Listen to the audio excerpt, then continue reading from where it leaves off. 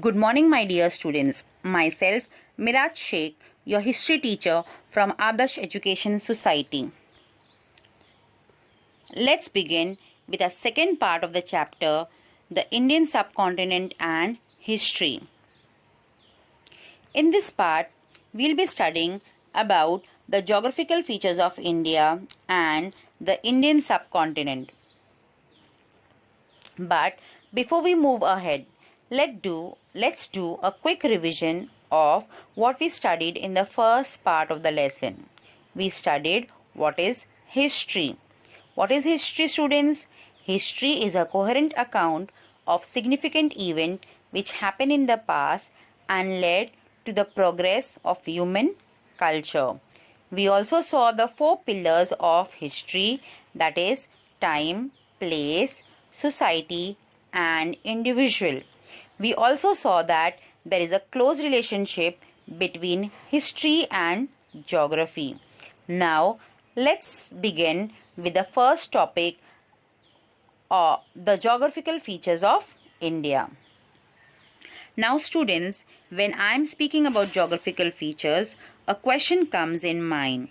What does geographical features means? Geographical features means naturally created features of the earth. Natural geographical features consist of landforms such as mountains, plateaus, plains, valleys, islands, etc. So now let's see the geographical features of India. Our country extends far and wide. At its north lies the Himalayas. To the east, the Bay of Bengal. To the west, the Arabian Sea. To the south, the Indian Ocean. Except the islands of Andaman and Nicobar and the Lakshadweep, the rest of the country is contiguous, means next to or touching each other. Now, when you look at the map of India, you will see that from Jammu and Kashmir to Kerala and from Gujarat to Arunachal Pradesh, all the states are sharing boundaries with each other. That means they are close to each other, only leaving the Lakshadweep island in the Arabian Sea and Andaman and Nicobar island in the Bay of Bengal. Before 1947, that is, before independence, today's Pakistan and Bangladesh were also a part of India. Therefore, we have to take in account this region when we study the ancient history of India. The following regions are seen to be important when we look at the course of Indian history. They are the Himalayas, the plains of Sindhu, Ganga, Brahmaputra river, that is, it is also called as the Northern Plain, the Thar Desert, the Deccan Plateau, the coastal region, the islands in the sea. Now students will be studying about these physical features of India in detail. The Himalayas. The Himalayan mountains are one of the most beautiful place to explore the gift of nature. Its highest peak, sunrise, sunset through the mountain offer a delightful experience. The Hindu Kush and the Himalaya ranges have created an impenetrable wall on the northern side of Indian subcontinent.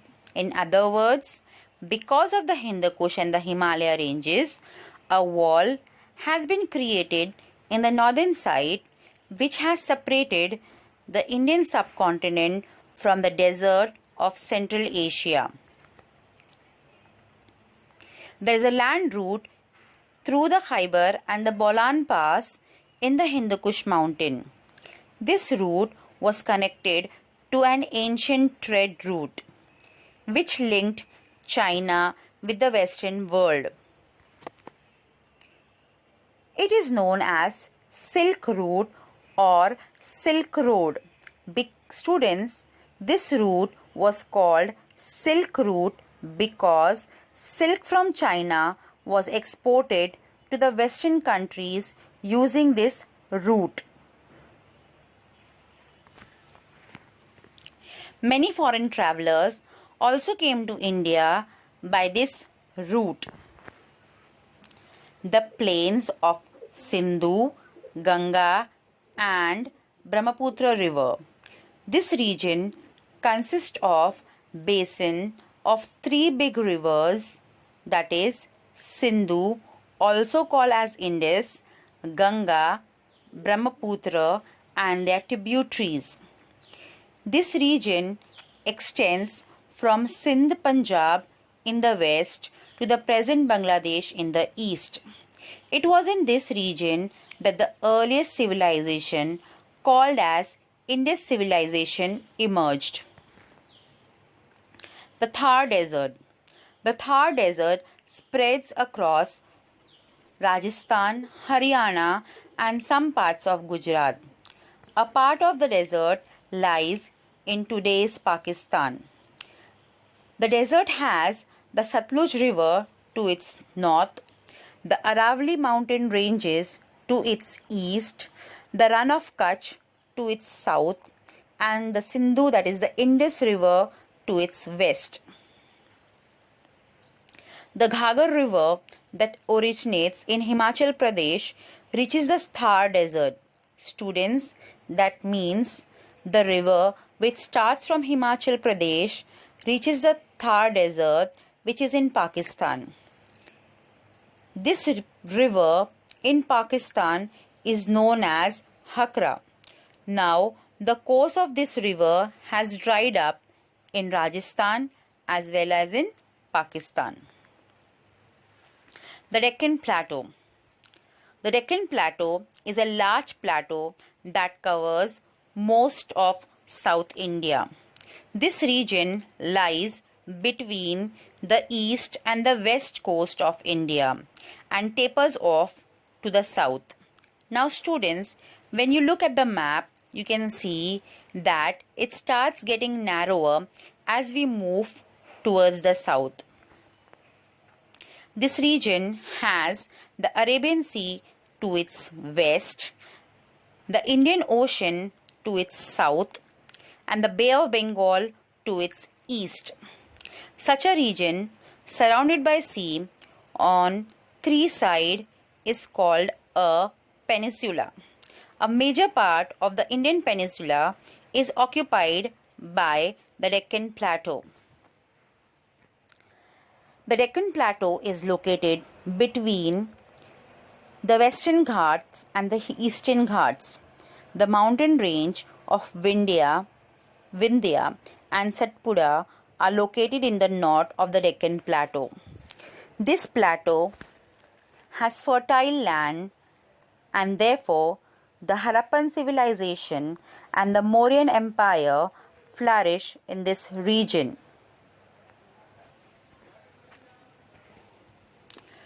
The coastal region. Students, till now we have studied that India is blessed by sea on all three sides. The region that is close to the sea or ocean is known as the coastal region. Since ancient time, India has trade relationship with the Western countries through this coastal region. Later on, land routes were discovered, but the importance of the sea route did not diminish. That means, after the discovery of land route, the value of the sea route did not decrease. The islands in the sea. Students, do you know what are islands? A piece of land surrounded by water on all sides is known as islands. The Andaman Nicobar Island lies in the Bay of Bengal and the Lakshadweep is a group of islands in the Arabian Sea. The location of this island played an important role in the ancient sea trade. The manuscript Periplus of the Itharian Sea or the Handbook of the Red Sea makes a mention of Indian islands. South Asia.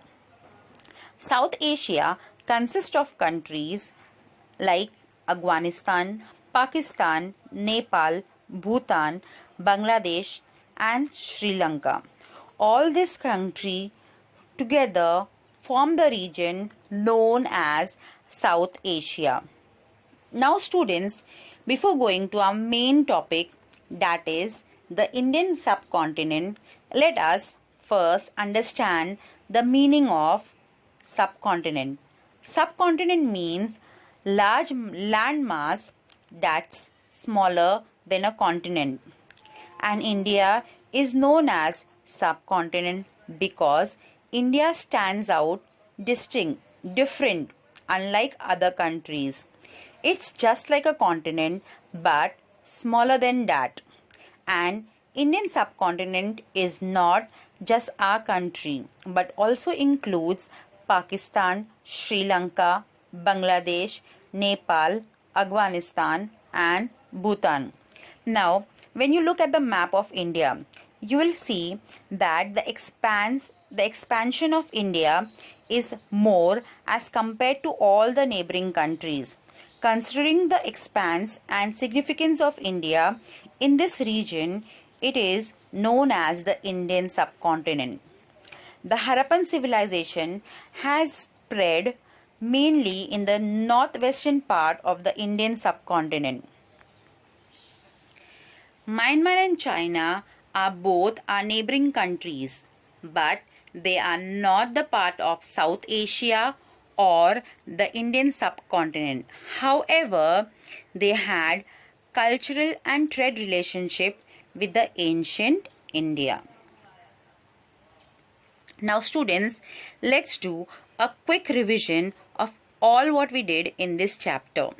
In this chapter, we studied about the geographical features of India. We saw in detail about the physical features of India like the Himalayas, the plains of Sindhu, Ganga, Brahmaputra and their tributaries, the Thar Desert, the Deccan Plateau, the coastal region and the islands in the sea.